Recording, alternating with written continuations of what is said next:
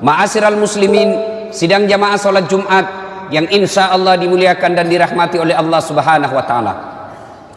Dalam kitab dijelaskan di padang mahsyar kelak ketika seluruh manusia dikumpulkan dari Adam sampai kiamat. Bayangkan, sejak Adam sampai kiamat berapa triliun manusia berkumpul di satu tempat, dan pada saat itu hampir seluruh manusia gelisah. Kenapa mereka gelisah? Karena mereka ingin status hukumnya masuk surga atau neraka, sementara pengadilan belum juga dimulai. Samalah kalau kita dinyatakan tersangka sama polisi, kan kita mau cepat diadili. Adili saya, kalau saya salah berapa tahun vonisnya, kalau tidak salah adili lalu lepaskan dari sangkaan itu. Demikian juga di padang mahsyar, hampir seluruh manusia gelisah, saya ini masuk surga atau masuk neraka, sementara pengadilan belum juga dimulai. Dalam keadaan gelisah itu, datanglah sekelompok manusia menghadap kepada Nabi Adam. Ya Adam, engkau adalah bapak kami semua, tolong menghadap kepada Allah, berdoa supaya segera dibuka pengadilan.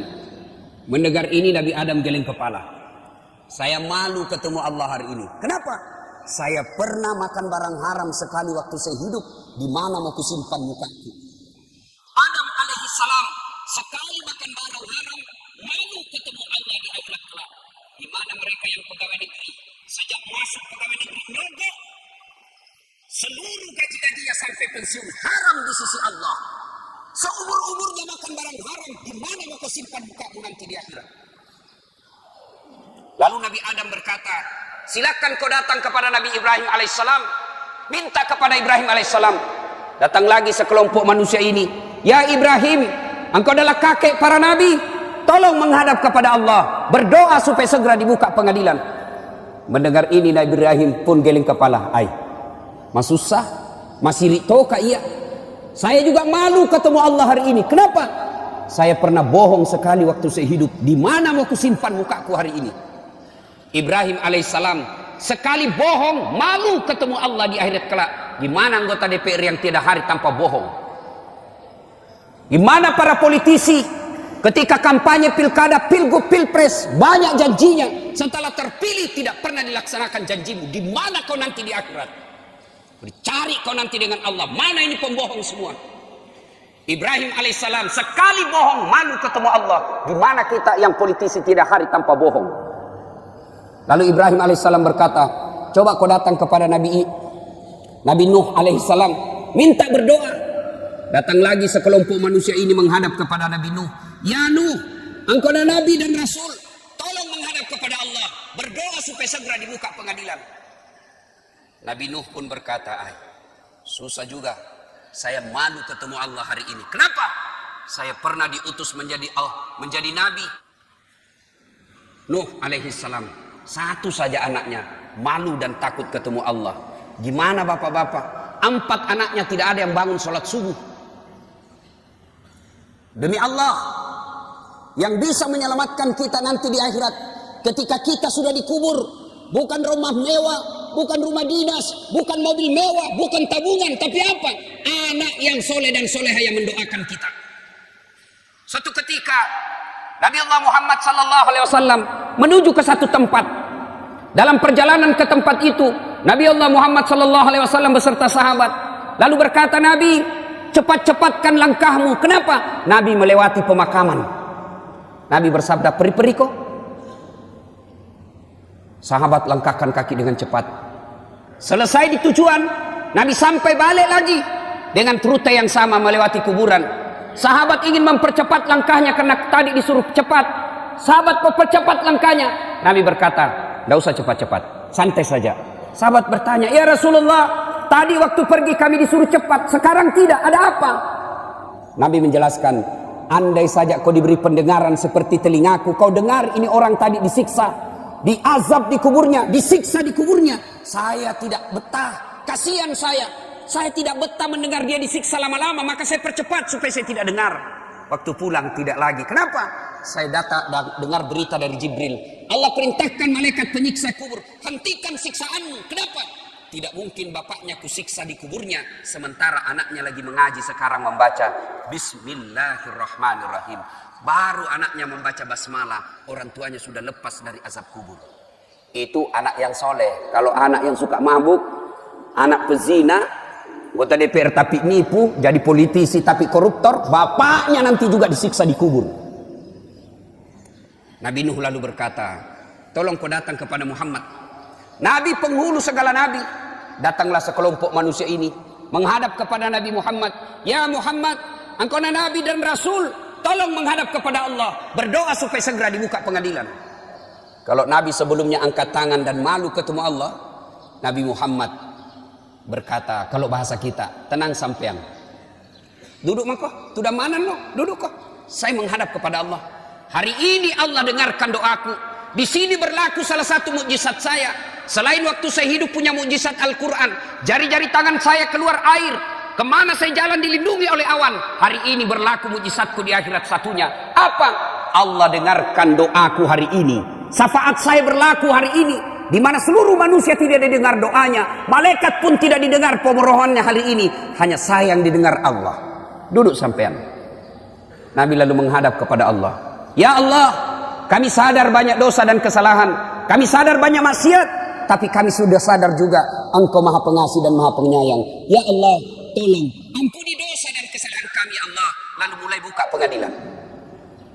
Mendengar ini, dari aras Allah kedengaran suara, Ya Muhammad, aku kabulkan doamu hari ini, kau bangkit dari sujudmu. Lalu Allah perintahkan malaikat, siapkan segala keperluan, pengadilan mulai hari ini kita siapkan. Pengadilan mulai diproses. Mulailah kita diadili satu demi satu. Berkat doanya Nabi dan syafaatnya Nabi. Ketika Nabi ceritakan masalah ini, sahabat bertanya, Ya Rasulullah, apakah semua umat Islam mendapat syafaatmu? Syafaat itu kalau di kantor wali kota, rekomendasi, kata belece, nota. Sahabat bertanya, semua dapat syafaatmu ya Rasul? Tidak. Kalau kau mau mendapat syafaatku, ada dua syaratnya. Apa syaratnya? Kata Nabi, satu, aqimis salat, tetongangi sampajangnya, dirikan solat. Ini yang paling penting Pak. Ayo, Bapak mau mendapat syafaat, periksa dirinya. Solatnya bagaimana? Mari geledah diri kita. Saya mengamati dari 5 rukun Islam, solat ini yang paling banyak dilalaikan orang Islam. Puasa Pak, biar tukang judi ikut puasa Ramadan.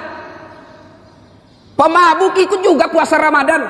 Zakat dia bayar zakatnya. Bahkan kadangkala dia pergi haji, tapi sholatnya yang dianggap remeh. Demi Allah, Bapak tidak haji, tetap dianggap Islam. Bapak tidak puasa Ramadan, tetap dianggap Islam. Tidak bayar zakat, tetap dianggap Islam. Tapi ketika tidak mendirikan sholat, demi Allah, kafir di hadapan Allah. Kafir. Buka Al-Quran, surah Al-Anfal. Al-Fat ayat 29 Allah jelaskan, Muhammad Rasulullah walladzina ma'ahu asiddaw alal kuffar ruhama'u bainahum tarahum rukka'an sujjada. Tanda umat Muhammad itu, kalau dia mengaku Islam, rukka'an sujjada, kamu lihat mereka ruku dan sujud solat 5 waktu.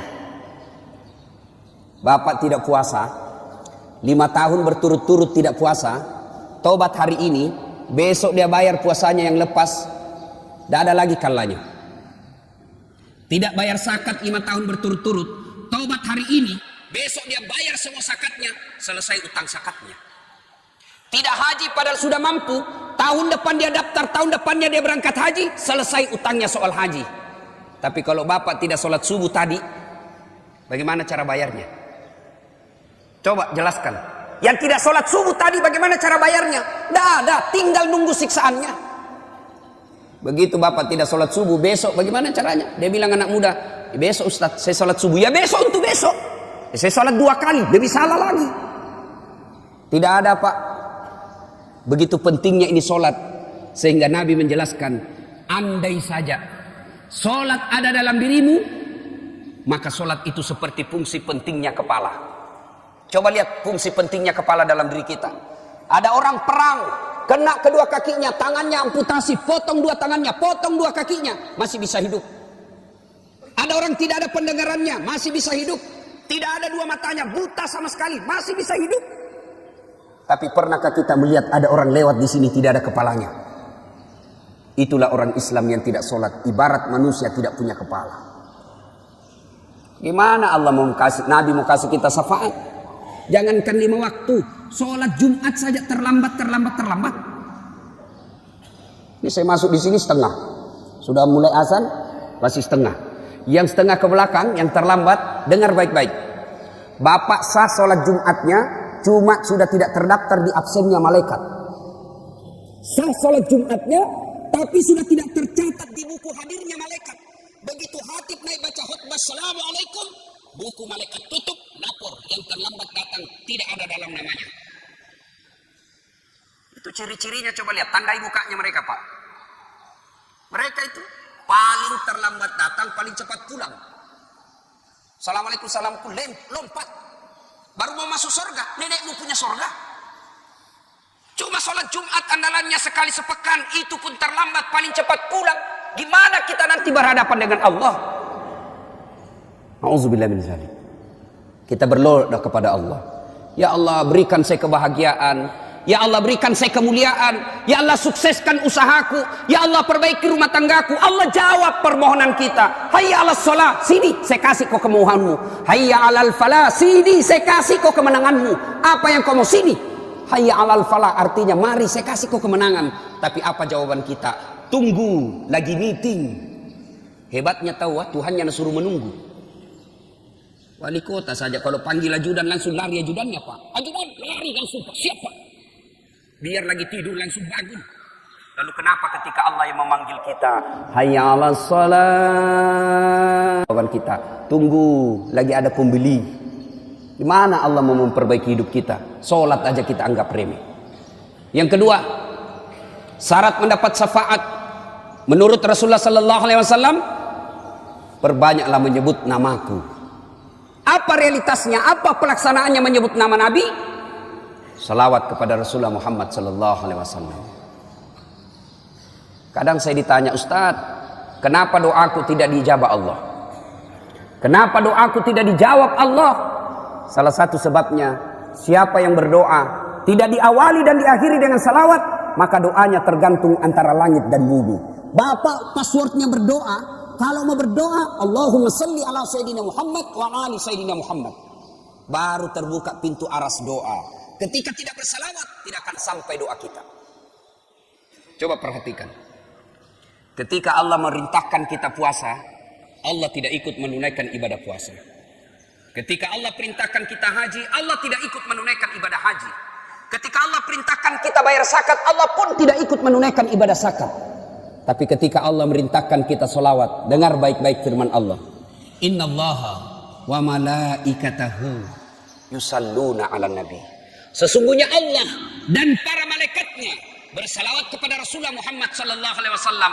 Maka wahai orang-orang yang beriman, yusalluna ala nabi, ya ayyuhalladzina amanu sallu alaihi wa sallimu taslima.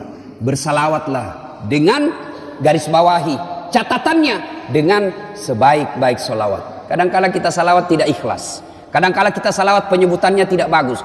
Muhammad SAW. Apa artinya? Perbaiki salawat karena itu bagian kecintaan kepada Nabi. Bapak saudara-saudara sekalian yang saya hormati, saya kasih contoh konkret. Kenapa doa tidak diijabah Allah? Kita bersahabat 2 orang. Anggaplah saya dengan bapak bersahabat. Ada anak saya nakal betul.